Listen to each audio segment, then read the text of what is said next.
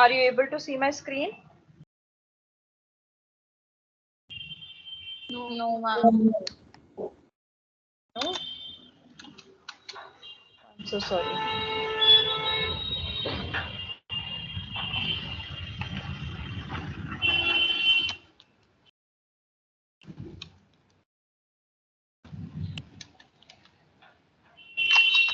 Can you see it now? Yes, ma'am. So there is one correction. हमारा जब GAV is not equals to nil, that is when the property is let out, उसमें there is no limit. ठीक है, this is we were clear that whenever property is on rent, then whatever interest we are paying in order to construct or to purchase or repair or reconstruction anything like that, if we have taken a loan and we have paying the interest, then there is no limit. ठीक है, but when it is equals to nil, it means when it is self occupied, तो हमें देखना है कि loan कब लिया था. ठीक है, when the loan was taken before 1st April 1999, so whatever be the purpose of the loan, whether it is for repair, construction, reconstruction or purchase, the maximum limit is 30,000 per annum. ठीक है, and this is for one assessee, चाहे उसके कितने भी houses हो, चाहे उसके कितने भी लोन्स हो, दिस इज पर assessee. But in case if the loan is taken after 1st April 1999, then the limit for 2 lakh is only for purchase and construction. In the last class, I have mistakenly told that this reconstruction also have a limit for 2 lakh. But no, this reconstruction will have a limit of 30,000 only. ठीक है, so अगर date of loan it is after 1st April, तो you have to check for the purpose. If the purpose for taking the loan is for purchase or for acquisition or for construction, then only the maximum limit is 2 lakh rupees per annum. ठीक है, last class में मैंने ना तीनों का बता दिया था 2 lakhs, but this is wrong. This repair or reconstruction basically comes under the limit of 30,000 only. ठीक है, सो इन शॉर्ट दिमाग में क्या याद रखना है कि अगर सेल्फ ऑक्यूपाइड प्रॉपर्टी है and if the loan is taken after 1st April 1999 and if the purpose is either purchase or construction, then only the limit is 2 lakh. Otherwise, in other cases, the limit is 30,000 per annum.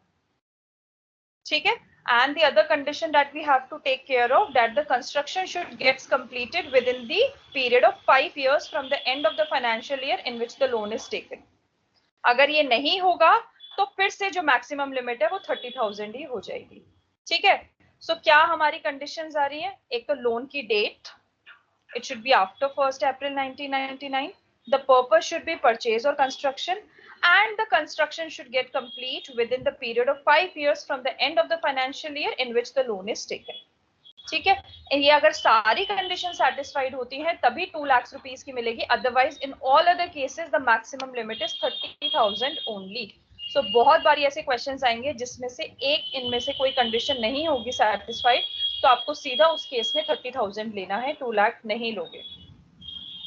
ठीक है, and this is for each assessee. ठीक है, चाहे कितनी भी properties हो, चाहे कितने भी लोन्स लिए हो, ये एक असेसी को इतनी ही लिमिट मिल सकती है और नहीं मिलेगी. ठीक है, क्लियर है? Any doubts to anyone? Because this is very important. House property के क्वेश्चंस में इंटरेस्ट वाला कंसेप्ट आता ही आता है और प्री कंस्ट्रक्शन इंटरेस्ट भी बहुत ज्यादा आता है. ठीक है, ये फेवरेट क्वेश्चंस होते हैं एग्जामिनर के. This we have done, this we have done. ठीक है, now we will start with this illustration. ठीक है, mister x has taken a loan of ₹40,000 at the rate of 15% per annum for constructing a house on June 10, 2015. ठीक है, so date of taking the loan is June 10, 2015. The construction of the house is completed on January 2021. ठीक है, so 15 में लिया है तो हमारा जो ये फाइनेंशियल ईयर एंड होगा ये होगा अप्रैल 16. ठीक है, अप्रैल 16 में खत्म हुआ होगा और उसके बाद विद इन 5 years में हमारा कंप्लीट हो गया. सो 17, 18, 19, 20, 21. सो 21 खत्म होता 31 मार्च 21 को, लेकिन जनवरी 20 में ही कंप्लीट हो गया है. इसका मतलब ये विद इन 5 years है. ठीक है, हमारी एक कंडीशन तो सेटिस्फाई हो गई, that the construction got completed within 5 years from the end of the financial year in which the loan is taken. Loan का एंड ऑफ फाइनेंशियल ईयर है 31 मार्च 2016। ठीक है, इसका एंड ऑफ फाइनेंशियल ईयर, उससे within 5 years the construction got completed. ठीक है, तो हमारी कंडीशन एक सेटिस्फाई हो गई। Now in this case the date of repayment of the loan is, there are 3 cases. First case है 16 जनवरी 2026, हमें हर केस का सॉल्व करना है। ठीक है, next case is when the date of repayment of loan is June 2022 and see is June 30 2022, then October 31 2018। ये 3 हमारे cases हैं और इन तीनों के accordingly we have to decide. ठीक है, so let me just open my Excel.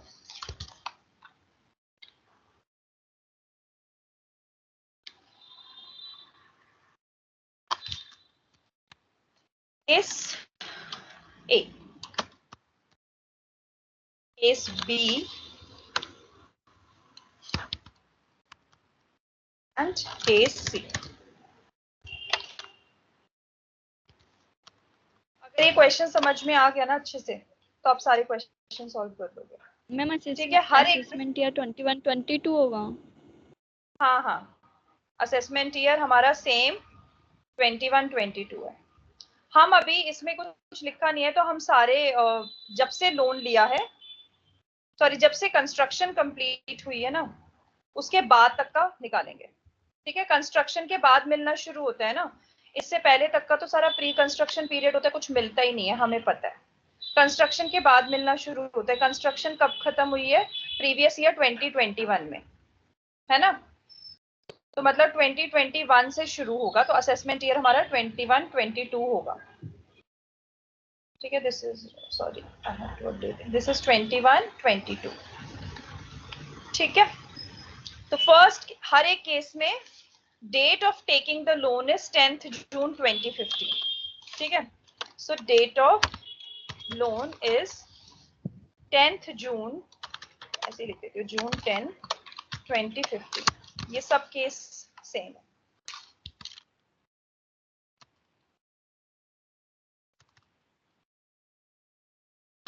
Date of construction, पहले date of repayment of loan लिखते हैं, कंस्ट्रक्शन छोड़ा भी, date of repayment of loan. ठीक है, ये सबका अलग अलग है।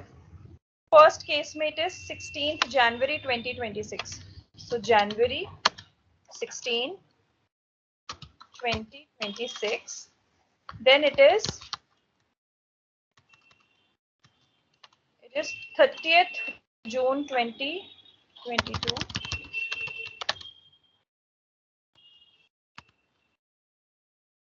next is October 31st 2018।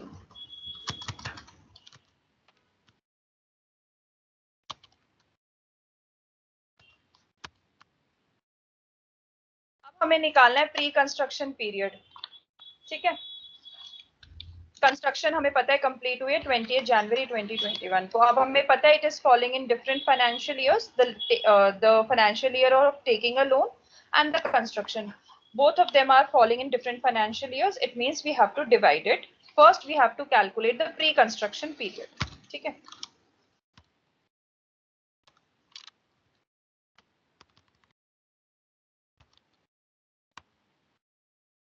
सबसे पहले केस ए का देखेंगे। सो प्री कंस्ट्रक्शन पीरियड स्टार्ट तो होगा 10th June 2015, बट जल्दी से मुझे बताओ एंड कब होगा, when it will end? It will definitely start from this date of taking the loan and it will end on when? March 31st, 2025. 31st March 2020. 2025 20. March 31st March 2020, because जो construction की date होती है उससे immediately preceding 31st मार्च, सो इससे immediately preceding 31st March 2020 है, या फिर date of repayment of loan whichever comes earlier, और भी है उसमें। ठीक है, it's starting from the date of taking the loan. ठीक है, I will just show you, it is starting from the day on which the loan was taken, and it will end on 31st March, immediately preceding the date of when the construction gets completed, or amount of loan is repaid, whichever is earlier. ठीक है, सो इस case में date of repayment of loan तो काफी late है, तो इसका मतलब हमारा प्री कंस्ट्रक्शन पीरियड खत्म हो जाएगा मार्च 31st 2020. This is the pre-construction period in case of case A. Tell me about case B. Case B का क्या होगा?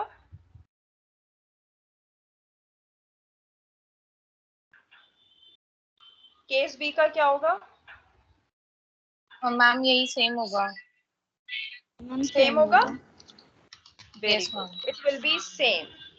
Reason being, date of repayment of loan is still at a later date.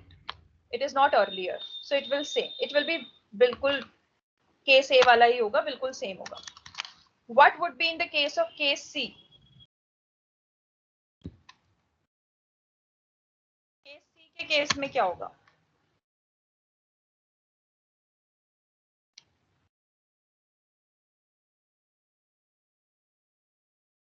And 31st March 2018. 31st March 2018. I'm 31st October 2018. 31st October 2018. 31st October. Yes. इसमें कोई मार्च का concept नहीं है. It will be the date when the loan is repaid. So the loan is repaid on 31st October 2018. ठीक है, सबको pre construction period समझ में आ गया कि कैसे कैलकुलेट करते हैं? आप क्या देखोगे? Date of repayment of loan and 31st March, immediately preceding the financial year in which the construction gets completed, whichever is earlier. ठीक है, आप ऐसे कैलकुलेट करोगे. स्टार्ट तो हमेशा date of taking of loan से ही होगा. ठीक है, when our pre-construction period is specified, now we have to calculate the interest. Now look in the question.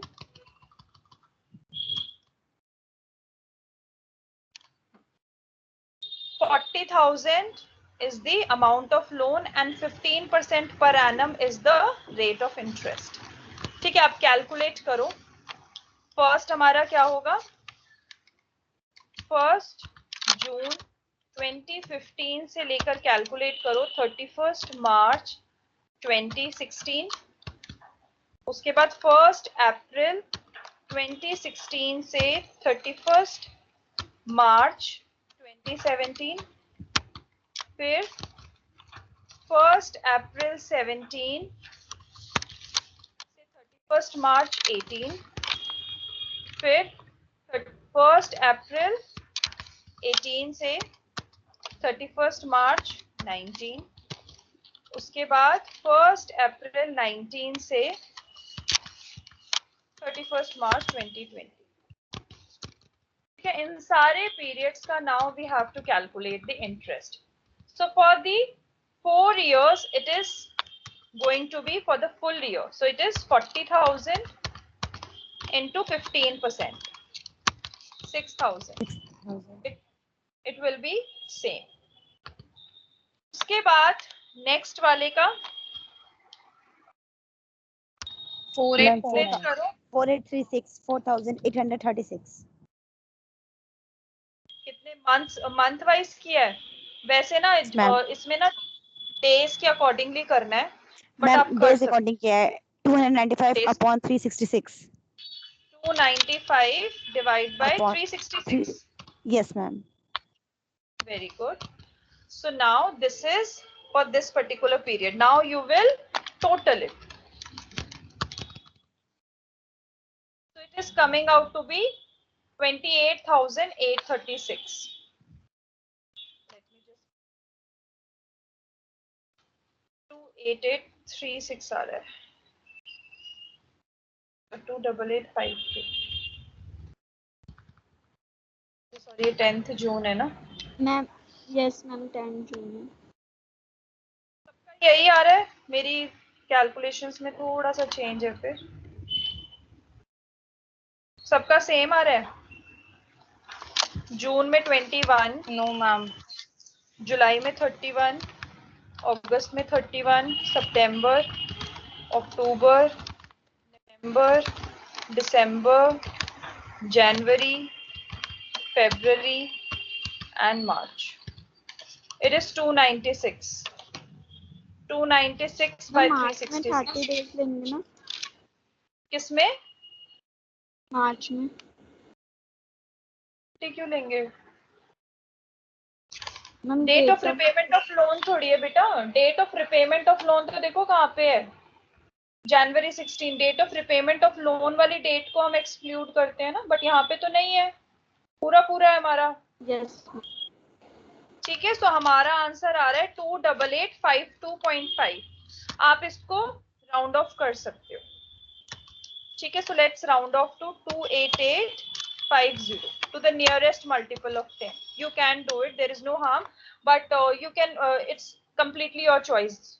ठीक है, ऐसा कोई लॉ में नहीं है कि आपको राउंड ऑफ करना है, आप पूरा फिगर भी ले सकते हो।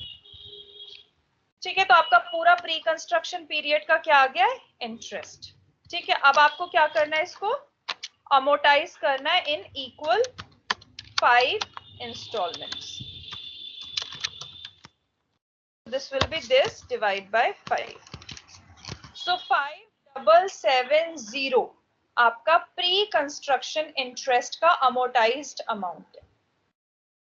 क्लियर है? अब मुझे ये और बता दो, ये मिलना कब से शुरू होगा? एक केस में ही बताओ, ये मिलना कब से शुरू होगा?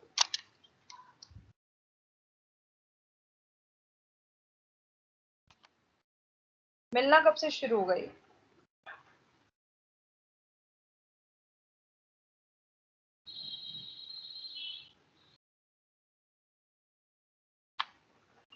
ये जो 5 हमने इक्वल इंस्टॉलमेंट्स निकाली हैं, अब ये मिलने कब से शुरू होगी इस मिस्टर एक्स को?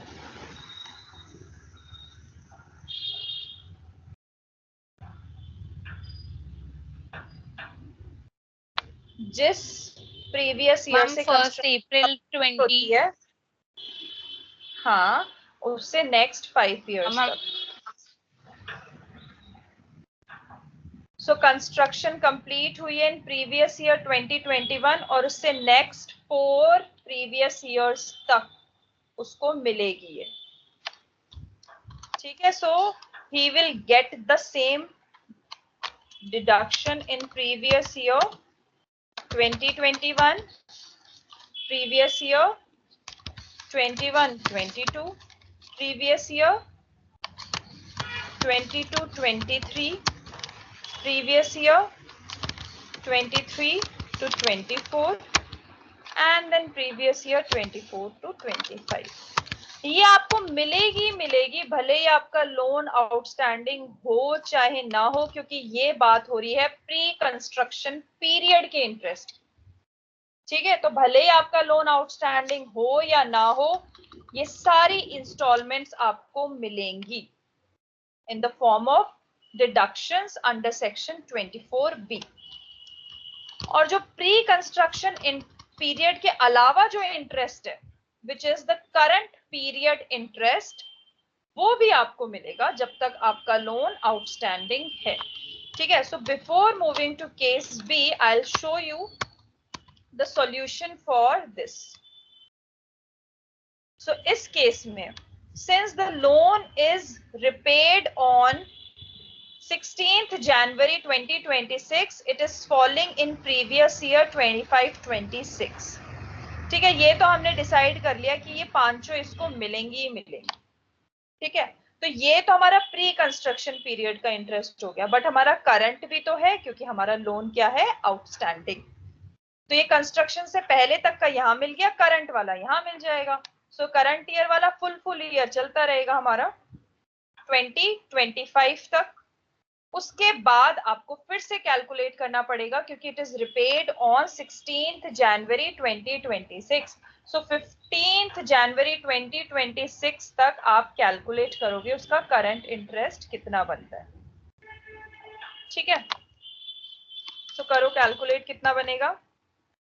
पूरा अप्रैल, पूरा मई, पूरा जून, पूरा जुलाई, पूरा अगस्त, सितंबर, अक्टूबर, नवंबर, दिसंबर, जनवरी, फेब्रुअरी, सॉरी एक सेकेंड गलत कर 16 जन तक मैंने 28 और 31 तो माइनस करो, सॉरी मैंने गलत कर दिया ना। 15 जनवरी, जनवरी में खाली 15 डेज तक है, सो 15 जनवरी 290 divide by 365 multiply by 6000, so it is coming out to be 4767। ये आपको कैलकुलेट करना पड़ेगा, क्योंकि दिमाग लगाओ कि जो हमें अभी तक नहीं मिला था वो तो हमने अमोर्टाइज करा लिया 5 इक्वल इंस्टॉलमेंट्स में, बट अभी भी तो लोन बाकी है ना। तो करंट ईयर का जो इंटरेस्ट है वो तो क्योंकि पुराने वाले ले लिया, बट इस साल वाला भी तो लोगे, ठीक है। सो हमेशा इंटरेस्ट अगर 2 डिफरेंट फाइनेंशियल ईयर्स में है तो हमेशा 2 पार्ट में डिवाइड हो जाता है।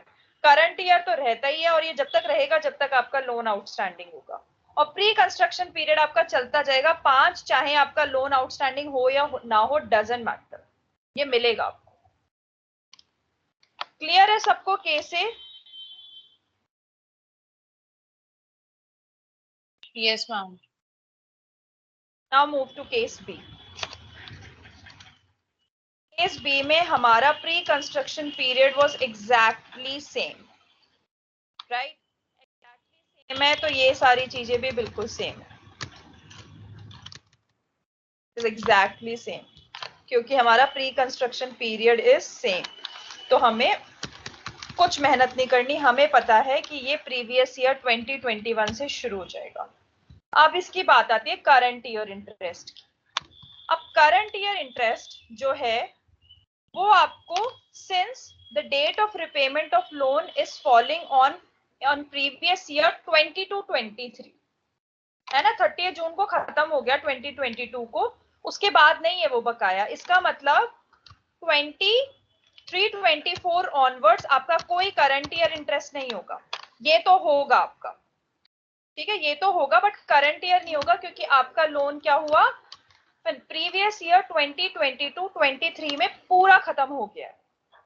तो इसका मतलब आपका करंट ईयर इंटरेस्ट इसके बाद नहीं आएगा। तो when you look at the second one, तो ये तो आपका देखो सेम है, ये तो मिलेगा ही मिलेगा, बट आपका लोन यहाँ खत्म हो गया, तो आपका करंट ईयर का जो इंटरेस्ट है वो यहीं तक लगेगा, इसके बाद कोई भी नहीं लगेगा, ठीक है। और इसको आपको फिर से कैलकुलेट करना पड़ेगा,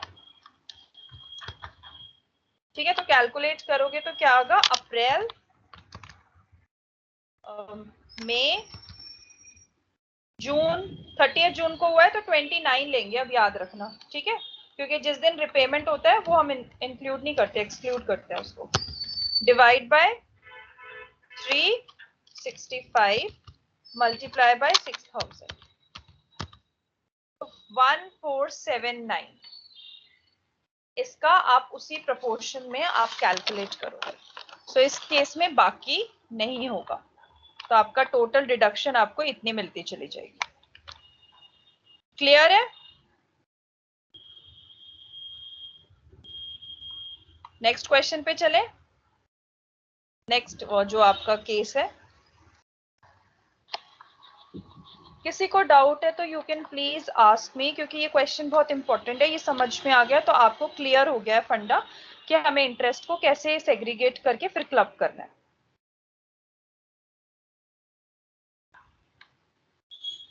Should I move next? Yes, ma'am. Okay, now come to case number 3. अब केस नंबर 3 में हमारा प्री कंस्ट्रक्शन पीरियड है डिफरेंट, राइट? हमारा प्री कंस्ट्रक्शन पीरियड क्या है? It is starting from 10th June 15 ending on 31st March, and this is full financial year, this is full financial year, and इसके बाद is ending on 31st October 2018। Clear है? मुझे अब इसका interest calculate करना है इस पूरे पीरियड को, तो मैंने इसको ऐसे डिवाइड कर दिया, जिसमें ये दोनों तो फुल फाइनेंशियल ईयर्स हैं, तो मुझे पता है ये तो 6,000 होगा, क्योंकि पूरा पूरा है, मतलब मुझे कैलकुलेट नहीं करना, ये भी कुछ कम है और ये भी कुछ कम है, राइट? और ये वाला जो था ये मैं ऑलरेडी कैलकुलेट कर चुकी हूँ अपने पुराने 2 केसेस में, तो ये भी सेम ही रहेगा मेरा, ठीक है, 4852। अब बचा ये वाला पीरियड, इसका कैलकुलेट कर लेते हैं। पूरे अप्रैल, मई, जून, जुलाई, अगस्त, सितंबर और अक्टूबर में देख लो, date of repayment of loan है ना, तो 30 आएगा। 31 को हम एक्सक्लूड रखेंगे, ये 30th तक आएगा। क्लियर है? मैंने इस पीरियड का नंबर ऑफ डेज कैलकुलेट कर लिया। Bracket close, divide by 365 multiply by 6000। This is the interest for this duration. Clear है? Yes ma'am. अब इसको ऐड करो, इसको आप चाहो तो इसको भी वो कर सकते हो, ठीक है। नेक्स्ट जो भी नियरेस्ट मल्टीपल ऑफ 10 है, सो 20350, ठीक है, जो भी नियरेस्ट है उस मल्टीपल ऑफ 10 में आप कर सकते हो for your own simplicity purpose. Divide by 5, अब आ गया 4070 is your 5 equal annual instalments, amortise amount, ठीक है, 4070 ये अब आपको मिलेंगे। अब मुझे जल्दी से बताओ ये कब से मिलनी शुरू होंगी इस केस में?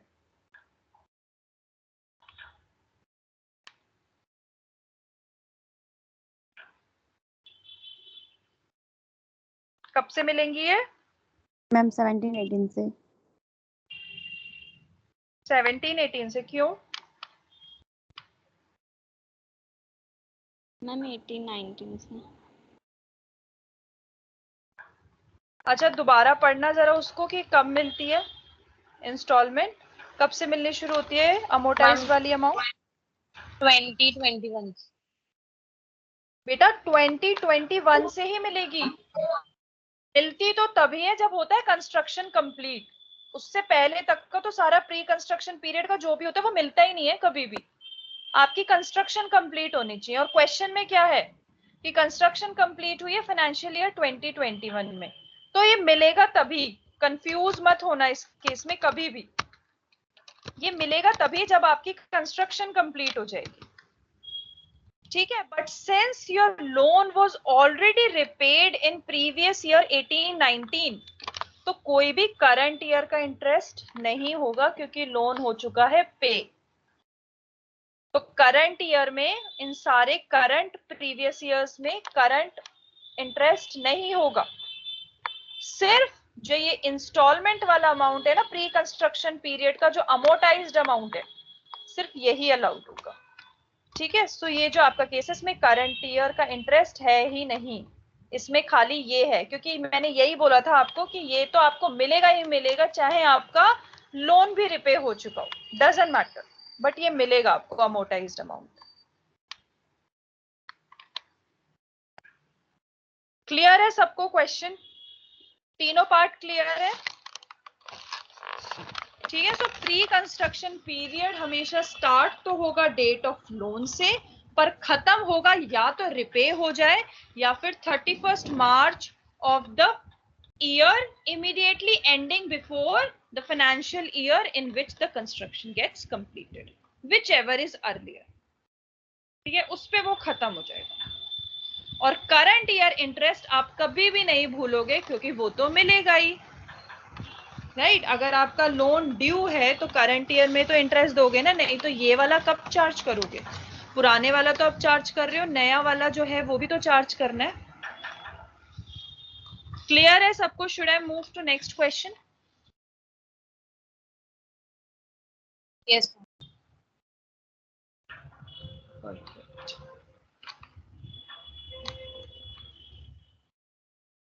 So these are the illustrations on deductions under section 24B. This is just a revision, so I'm just leaving it off. So first question, the construction of the property was completed on 28th February 2021. The assessee had taken a loan of rupees 10 lakhs at the rate of 10% per annum. Compute the interest rate for previous year 2021 if the loan was taken on this date, and this date. So there are three cases regarding to the date of loan now. ठीक है कि loan कब लिया, repayment की तो बात ही नहीं करी है, तो हम कह रहे हैं कि रिपे अभी हुआ ही नहीं है. ठीक है, अभी रिपे नहीं हुआ है, इसलिए हम बात नहीं कर रहे हैं. सो जल्दी से मुझे कैलकुलेट करके बताओ इंटरेस्ट रेट क्या होगा आपका. ठीक है, take your 2-3 minutes of time and just identify what would be the pre-construction period. ठीक है, identify for both the cases, for all three cases, the pre-construction period, and then we will compute the interest.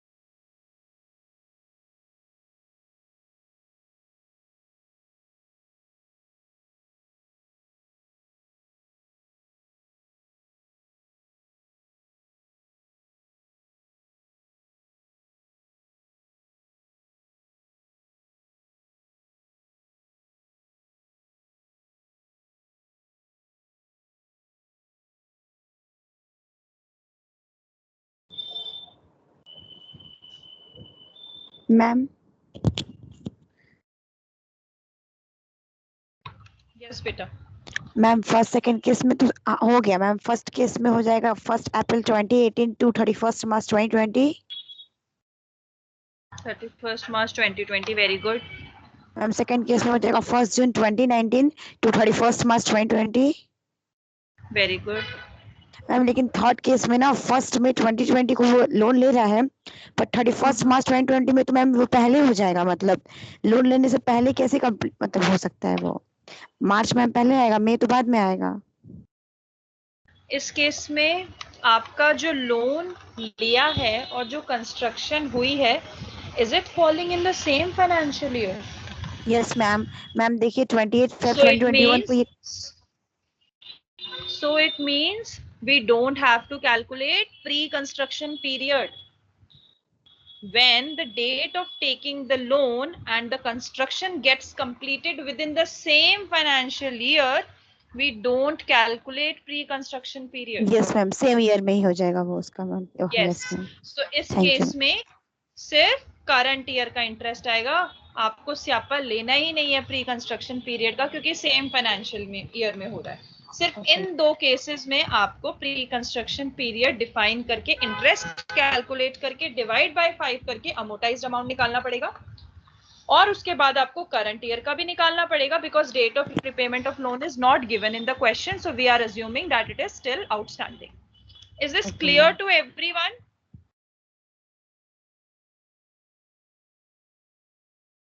Your name is खुशी ना बेटा? खुशी? Yes ma'am. Clear है सब? जो अभी खुशी ने बताया सबको समझ में आ गया?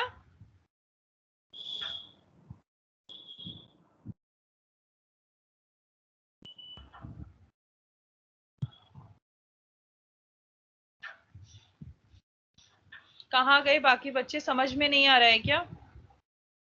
मैम एक बार रिपीट कर दीजिए.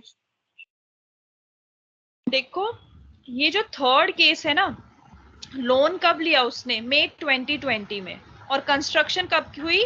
28 फरवरी 2021 को कंस्ट्रक्शन कंप्लीट हो गई. इसका मतलब प्रीवियस ईयर 2021 में ही आपकी कंस्ट्रक्शन और लोन दोनों एक ही फाइनेंशियल ईयर में आ गए, 2021. है ना, 1 मई 2020 और 28 फेब 2021 सेम में आ गए। इसका मतलब प्री कंस्ट्रक्शन पीरियड नहीं करना आपको कैलकुलेट, क्योंकि सेम फाइनेंशियल ईयर में हो रहा है। I will also show you where I have written this point.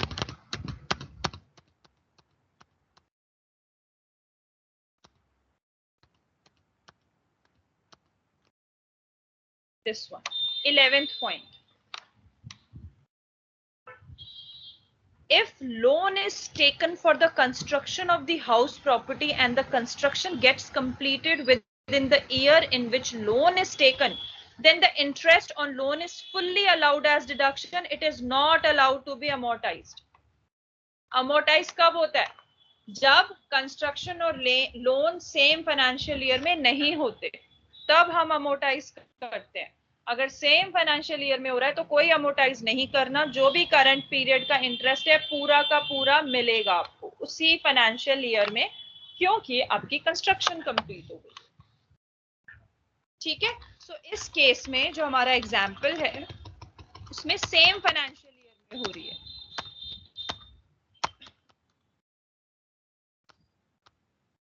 ठीक है, सो इस केस में नहीं होगा, इन दोनों केस में होगा, और इन दोनों केस का वही होगा जो खुशी ने बताया।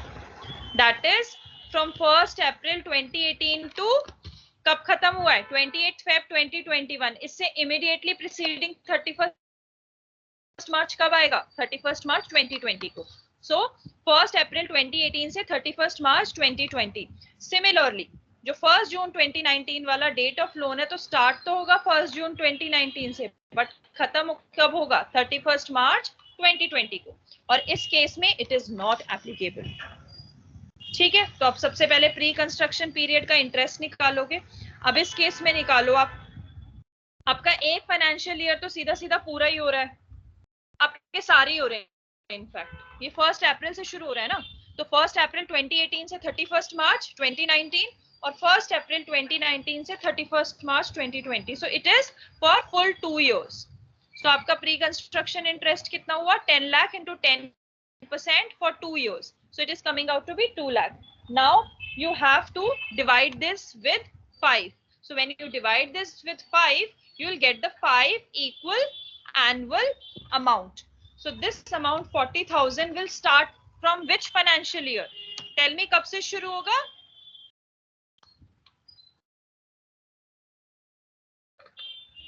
The financial year in which the construction gets completed.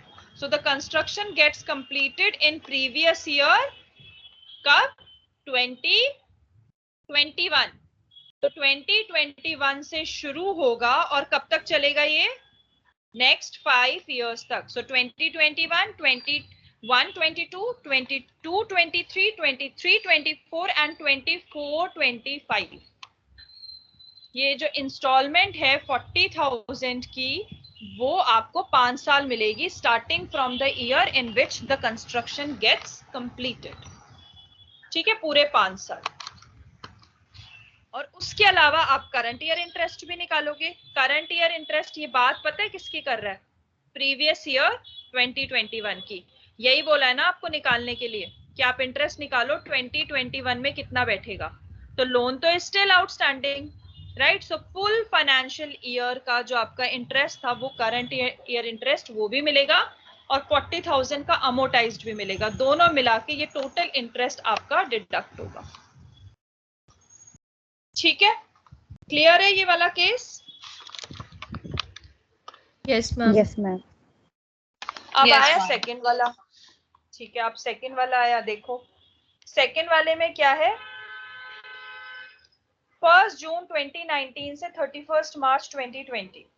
ठीक है, इसका मतलब सिर्फ 10 months का हमें प्री कंस्ट्रक्शन इंटरेस्ट निकालना है। ठीक है, so it is 10 lakh into 10% for 10 months। You can calculate as per number of days also. ठीक है, but for the simplicity sake, whenever the full month is given, I always advise my students to use the month formula only. It will save your time. ठीक है, points में decimals में difference आता है तो कोई बड़ी बात नहीं है। जब फुल, अगर इसी में ही मंथ के बीच में कोई डेट होती तो उस टाइम पे you can use the number of days concept, otherwise always use the month concept. ठीक है, सो 10 months के लिए है बस। So it is coming out to be 83,333. Now you have to divide this with 5. So this 16,667 will be allowed from previous year 2021 when the construction gets completed and for the next 4 years. So it will be same 24-25 तक same ये amount मिलता चला जाएगा और current year का interest तो है ही, तो इन दोनों को ऐड करोगे सो केस बी में टोटल इंटरेस्ट आएगा 1,16,667. ठीक है, और केस सी में तो था ही नहीं प्री कंस्ट्रक्शन, सो जो भी आपका करंट ईयर इंटरेस्ट बनेगा वो आप कर दोगे. करंट ईयर का इंटरेस्ट कितना बनेगा? लोन कब लिया था? 1 मई. सो मई, जून, जुलाई, अगस्त, सितंबर, अक्टूबर, नवंबर, दिसंबर, जनवरी, फरवरी, मार्च. So it is for 11 months. Calculate करो 11 months. So it will be 1 lakh multiply by 11 divide by 2. So it is 91,666. So only current year का ही आपको मिलेगा. ठीक है, क्लियर है? Yes, ma'am. Yes, ma'am. Perfect. ठीक है, एक क्वेश्चन और करते हैं. Mr. X took a loan of rupees 6 lakh at the rate of 12% per annum on 1st December 2017. ठीक है, 1st December 2017 को उसने एक लोन दिया. Then he took an additional loan of rupees 5 lakh at the rate of 10% per annum on 1st April 2018. The construction of the house gets completed on 15th September 2019. Compute the deduction allowable on account of interest for the previous year 2021, assuming that nothing has been repaid on account of such loan. इसने 2 loan लिए. ठीक है, और same आपका concept चल रहा है that the year in which the loan is taken and the year in which the construction gets completed are falling on different financial years. Right? तो अब आपको कंप्यूट करना है प्री कंस्ट्रक्शन पीरियड. ठीक है, तो एक बारी ले लो लोन 1, एक बारी ले लो लोन 2, दोनों का निकाल लो प्री कंस्ट्रक्शन पीरियड का इंटरेस्ट. पहले प्री कंस्ट्रक्शन पीरियड निकालो दोनों केस में. ठीक है, फिर उसको अमोर्टाइज करो और करंट ईयर का निकालो. तो सबसे पहले डिफाइन करो फर्स्ट केस में प्री कंस्ट्रक्शन पीरियड क्या होगा आपका.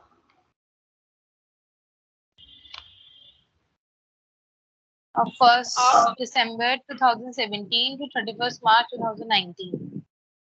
1st December 17 से 31st March 2019. Very good. सब सेटिस्फाइड हो? यही आंसर है? Yes, ma'am.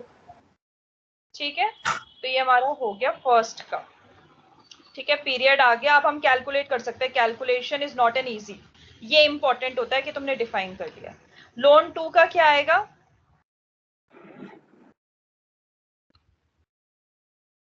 क्या आएगा लोन 2 का? 1st April 18 to 31st March 19.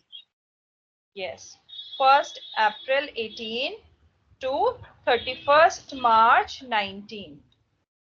अब हमारा दोनों का डिफाइन हो गया. अब हम दोनों का कैलकुलेट करेंगे और उसके बाद हम क्या करेंगे, उनको 5 से डिवाइड करके अमोर्टाइज अमाउंट निकालेंगे, दोनों को ऐड करेंगे क्योंकि 2 लोन्स है ना, उसको आपको हमेशा ऐड करना है उस प्रीवियस ईयर में, और उसके बाद जो करंट ईयर है उसका भी ऐड करना है. ठीक है, तो टोटल जो भी आएगा एक बार देख लेते हैं इसका क्या सोल्यूशन हो रहा है. ठीक है, इसका बनता है आपका 96,000. ठीक है, इसके कैलकुलेशन आप लोग देख लेना. ठीक है, और इसका बनता है 50,000. डिवाइड बाय 5 किया, इसका आया 19,200, इसका आया 10,000. ठीक है, उसके बाद उसने करंट ईयर का इंटरेस्ट निकाला. ठीक है, इनिशियल लोन वाला था 6 lakh at the rate of 12%, 72,000, और इसका था 5 lakh at the rate of 10%, 50,000. तो दोनों लोन्स का आ गया. Now he has to what, he has to add them up. So total आ रहा है 151,200. ठीक है, आपको कभी भी ना उस चीज में कंबाइन नहीं करना, दोनों को अलग तरीके से करो और एंड में कंबाइन कर दो। तो जो भी हमारा ईयर था, हमारा ईयर कौन सा था, कंस्ट्रक्शन गेट्स कंप्लीटेड इन 1920 ना, तो ये 1920 है, बट हम किसका कैलकुलेट कर रहे हैं, 2021 का। हमें कौन सा बोला है, प्रीवियस ईयर 2021 का कैलकुलेट करने के लिए, सिर्फ इस साल का बोला है। तो हमारा अमोर्टाइज अमाउंट तो मिलेगा ही, क्योंकि ये 1920 से शुरू हुआ है और अगले 4 सालों तक भी मिलेगा। तो मतलब 2021 में भी मिलेगा अमोर्टाइज्ड, और करंट ईयर का इंटरेस्ट तो मिलेगा ही मिलेगा। सो ये सब कैलकुलेट करके you just have to add them up. It's very easy, never ever मतलब गेट्स कंफ्यूज्ड। और एक और चीज का हमेशा ध्यान रखना, क्योंकि इस क्वेश्चन में है नहीं, हम आगे वाले क्वेश्चंस में देखेंगे, काफी बार ना लिखा होता है कि it's a self occupied property, ठीक है, और काफी बार लिखा होता है कि it's a let out property. Let out में तो कोई टेंशन ही नहीं है, क्योंकि हमें पूरा का पूरा मिलेगा। बट अगर सेल्फ ऑक्यूपाइड है और सपोज लोन जो लिया है वो रिकंस्ट्रक्शन के लिए लिया है, तो हमें पता है कि टोटल इंटरेस्ट इतना बन रहा है, बट मैक्सिमम तो 30,000 ही मिलेगा, क्योंकि उसका पर्पस क्या था, रिकंस्ट्रक्शन का। तो अभी तो ये सिंपल सिंपल क्वेश्चन है जिसमें हम कैलकुलेट कर रहे हैं। आगे जाके क्वेश्चंस ना कॉम्प्रिहेंसिव आएंगे, जिसमें नेचर ऑफ प्रॉपर्टी भी होगा, पर्पस ऑफ लोन भी होगा, और डेट तो आपको करनी है चेक, ठीक है। ये सारी चीजें चेक करके आपके आंसर्स निकलेंगे, ठीक है। Take this question as homework, take a screenshot of this question, ठीक है। I will not share my PPT this time because I have just done the questions. Take a screenshot of this question and you have to do this as a homework. Ma'am Yes, beta. Ma'am last वाले illustration में current year कौन से उससे start होगा? इस वाले में yes ma'am. Previous year 2020 और 21 का कैलकुलेट करना है, तो it will start from 1 April 2020 and it will and on 31 मार्च 2021। आपको सिर्फ इस प्रीवियस ईयर का निकालना है, सबका नहीं निकालना। मैम यस मैम, 1920 का कोई रूल नहीं है ना इसमें? मींस मतलब अगर 5 कैलकुलेट करने हैं तो? हाँ, इसमें 1920 का बस ये रूल है कि हमें पता है कंस्ट्रक्शन कंप्लीट हुई है प्रीवियस ईयर 1920 में, सो हमें पता है इसका अमोर्टाइज जो भी अमाउंट हमने कैलकुलेट किया है वो इसमें भी मिलेगा और इससे नेक्स्ट 4 इयर्स में भी मिलेगा। सो 1920 के नेक्स्ट 4 इयर्स में 2021 भी आता है, तो इसमें भी मिलेगा। सो इसका बस यही रूल है, ठीक है। ये चेक करने के लिए कि क्या 2021 में भी मिलेगा अमोर्टाइज्ड अमाउंट, तो मिलेगा, क्योंकि ये तो अगला ही साल है। इसके बाद 21 22 में भी मिलेगा, 22 23 में भी मिलेगा, 24 25 में भी मिलेगा, और 25 26 में भी मिलेगा, ठीक है। सो इसका रोल बस ये है कि क्या आपके प्रीवियस ईयर में भी अमोर्टाइज्ड मिलेगा, तो आपको देखना है ना कंस्ट्रक्शन किस प्रीवियस ईयर में हुई थी, क्योंकि तब से मिलना शुरू हो गया था।